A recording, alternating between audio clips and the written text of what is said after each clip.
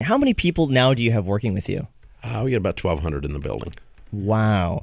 Now, I've heard, and I've listened to other interviews you've done, that the interview process to work with you is pretty stringent. How many people apply for a job versus how many people get one? And what's the process like for you to hire somebody? Well, I don't hire them. Yeah. I mean, they were hired inside. Our leadership team does the hiring. The chances of me, I'm not very good at interviewing people, so they don't let me do it. The idea just being that we want people that are on mission and on crusade and that align with our values. And that's who we want in the building. We have had really bad experience with people who were here for what they could get rather than what they could add. They're takers rather than givers. They don't add value. And people that add value generally are people that are aligned on our values. They add value if they're excited about the crusade of helping people with their mental health or their career or their money, or they want to help with that. And even if it's a creative, they want to do their creative work for something that matters, But if you're just looking for a job, we want to weed you out before you get in here. Or if you're crazy, we'd like to find that out before you get in here. And so we don't just open a rec for a hire and just whoever can fog up a mirror that looks like they have a good resume, let's get it done and get them in here. No, it's pretty stringent because we've had bad experience with having the wrong people in the building. People that are here and unhappy, it distracts from all the work because you have to stop and deal with the drama queen instead of getting your work done. So we try not to let drama in the building if we can help it. I mean, sometimes people have bad things happen. Yeah. We want to be there for them. But somebody who's in here as a taker, that's where we've had the worst experience. So, yeah, you go through a whole series of interviews to weed that out. And you can't figure that out in 30 minutes. People can be psychotic and, completely fool you for 30 minutes. They can fool you anyway. But, right. But 30-minute interview, you're not going to get a good team. But how do you filter that? Is there a question? Is there a process that breaks that down so you're able to see maybe what an intention is or whether or not there's a good fit? You just talk to them and listen to them. If you just spend enough time and put people in different situations, then you'll get a feel on it. You get a vibe on it. We all read people pretty well if we just will let ourselves. Yeah. And so we're sitting here going, do I really want to spend a lot of time with this individual? This is a small business, even at 1,200 people. We spend a lot of time together. And we work hard. We work really hard. We go home at 5:30, but we work really hard while we're here. And I do.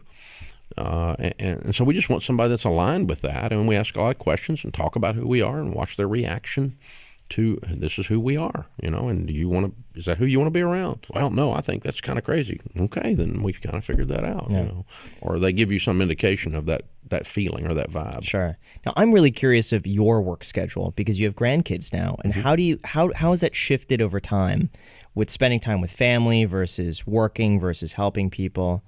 How do you divvy that up? Do you have hours? The hardest time was the early days because we didn't have the help, and we're trying to get the critical mass of the business moving, trying to make payroll Friday, that kind of stuff. So I would come in at 7 and work all day and then go do a 3-hour radio show, come home from that, or come back to the office from that, and then go set up the screens and the overhead projector across the street at the local hotel to run Financial Peace University that night. Those were 16-hour days. And my wife will tell you those days she was a single mom for a while. But that ran about, I guess at that schedule, it was only about 2 years. But we were able to get critical mass, and then quickly I wanted to delegate some of that. And so anything I could get off my plate that would allow me to be freed up, and because I don't mind hard work, but I do not want to set up something that's not sustainable. And working like that for 20 years means you don't have a family. Yeah. Working like that means you lose your health. Or working like that's silly. But doing it for a period of time to get something moving, well, game on.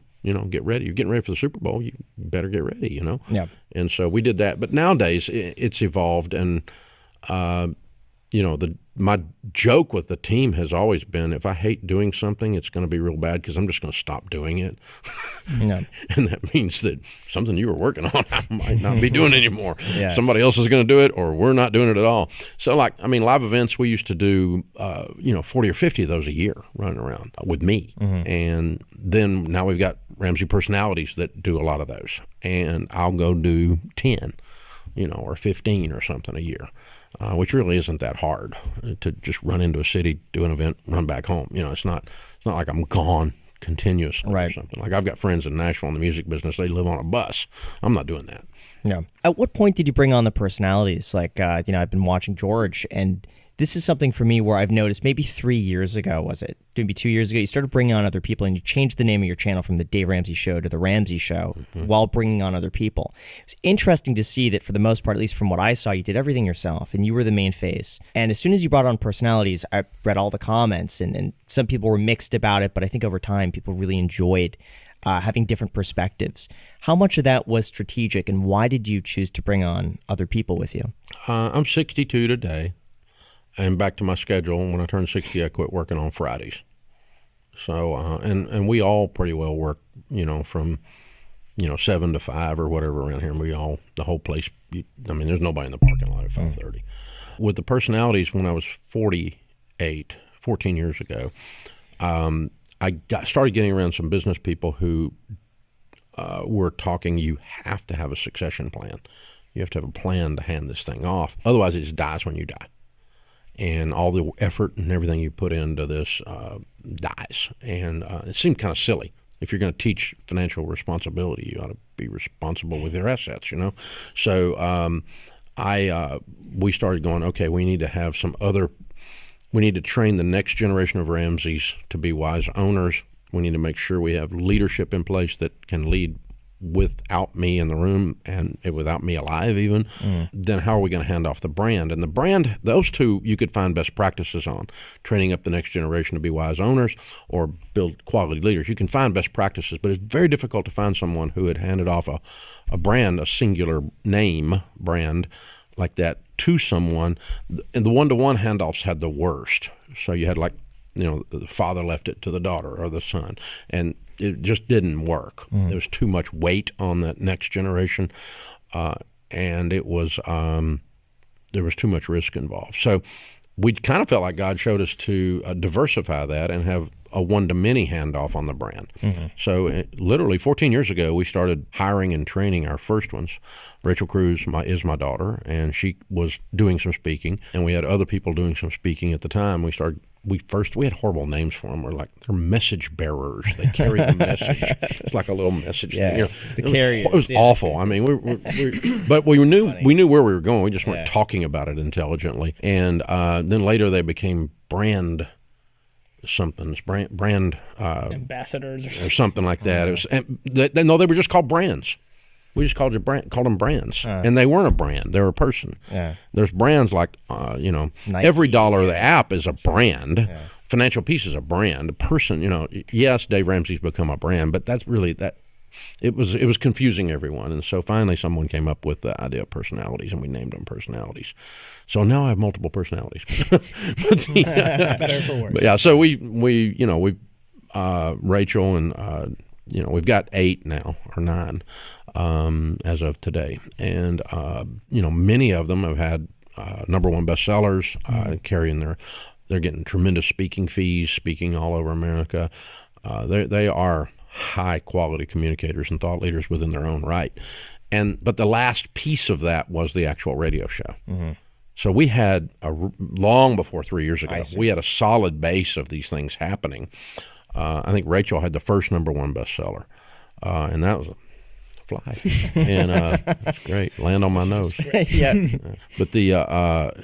the first #1, and gosh, that's probably 2014 or 2012 or something like that.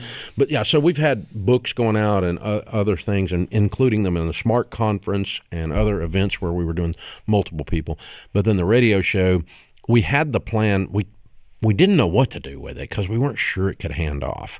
We thought it might die with me. But then COVID, and we went, okay, Dr. John Deloney talks about mental health, and loneliness and anxiety, and boy, have we got some right now. And George and Rachel Cruz talk a lot about hope, and they're fun and funny, and God help us in the middle of quarantine, everybody needed that. So I said, let's just, y'all get on the air with me and let's do this. And the mistake we made at first was they were treated like a guest. Yes. And that was more awkward chemistry and didn't work well, and we've evolved that into a co-host. And then the more comfortable they've gotten sitting in the co-host seat, the more effective they've been, and the less hate we're getting on it. Yeah. But, I told our guys, the guys are coming in, comments, people don't like it. They don't like it. And I said, well, what are they going to like, static? Because that's what they're going to get when I'm dead. Yeah. So we might as well try something. I don't really give a crap if they like it. Because static's your other option. Very opinionated. So, yeah. I read all the comments, so I watch. Oh Lord, all I don't. Of your No, videos. comments are. Comments are why. But I think a lot of it is that in the beginning, people aren't used to it and they don't like what they're not used to. Yeah. I remember when Jack first came on, the comments, I don't like Jack. Something about not it. all of them. Not all. But if you, it was Jack. split. Screenshots. I can't believe it, Jack. Would read into this, be like, his body language suggests he's like, Yeah, people were like something. diagnosing me with certain things. They were like, "Oh, he's a sociopath." I know Jack. I think he's a narcissist. It's like, what? That's What my have I favorite. said? He's a narcissist. Yeah, I don't know. I don't even It know was what that hilarious. is. Yeah. But then over time, now people say, I don't like Graham on here. I prefer Jack on the my podcast. goodness. Very split. And it's interesting to see how it shifted over time. It hasn't shifted. You're doing great. That's I'm happened doing to us okay. too now. They go, Yeah. I prefer George over Dave. Yeah, we get yeah, that. yeah. Yeah, we get that. That happens So every day. much. George is nice. Rachel, they do like. Rachel's Yeah. actually very nice. Yeah. Yeah. They like Rachel. I've got a mean bone in me that comes out occasionally. It's good. You have to. You're that guy. I don't yell. It's a calm mean. Okay, it's passive It's aggressive. snark. If you've ever been denied a car loan, credit card, or even an apartment because of what's on your credit report, you are not alone. Most people don't even know what's hurting their credit score, let alone how to fix it. That is exactly where our sponsor Dispute Beast comes in. It's an AI-powered platform that helps you find and remove outdated or inaccurate items from your credit report fast. We're talking things like late payments, old accounts and collections, or even accounts that don't belong to you. Not to mention, how it works is super easy. You connect your credit report and Dispute Beast scans it for negative marks that could be dragging down your score. Then it generates custom dispute letters tailored for your situation, no templates and no guesswork. You could choose to just download the data and send it to the agencies yourself, or you can use their built-in mail service where they will literally handle everything for you. It's honestly just really clean and simple to use, and it's built by experts. So if you're ready to take back control of your credit, go to disputebeast.com/ICH today. There's also a link down below in the description,